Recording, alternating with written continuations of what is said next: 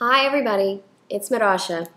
Again, you might have just seen me make a beet salad, a delicious and nutritious beet salad. And those of you who know me wrote me and said, "Hey Mirash, love the video.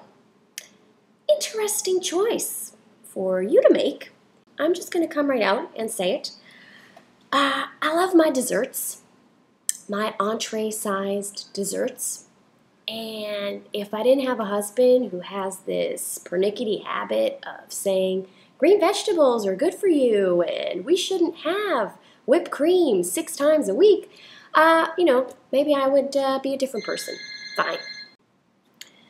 That was just him calling me, begging me not to reveal this about him or me, but I've got to be honest. So I am going to make a dessert for you, one of my favorite desserts, a dessert that I learned to make on my show. Daphne Rabinovich taught me how to make it. I loved it so much, I started eating it while she was teaching it to me, got a bit distracted. That happens when there are chocolate cookies around me. But I'm going to do my best, and I'm going to show you how to make a delicious fruit chocolate parfait. You get a beautiful dainty glass like this.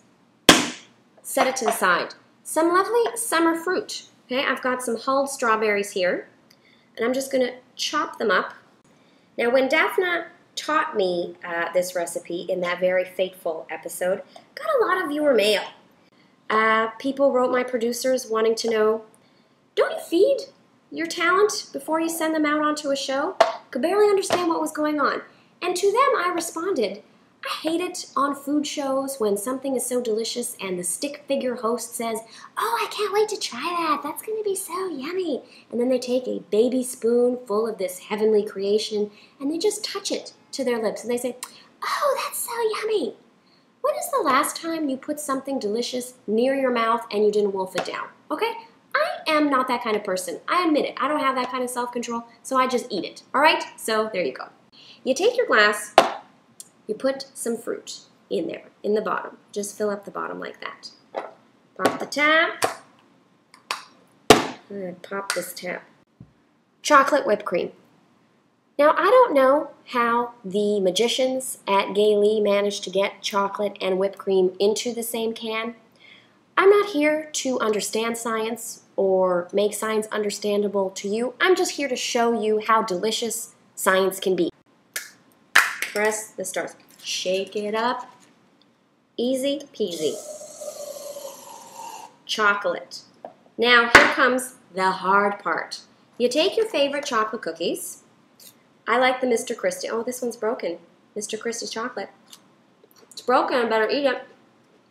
Now I changed the recipe. It's got no trans fats in it anymore. And I'm going to be the first to say it. Trans fats, not good for you. But they were delicious. You put it inside the cream, and you're making a very nice little surprise for your guests. You stick it right in there as much as the chocolate cream will hold. And then again, you're just layering. More strawberries.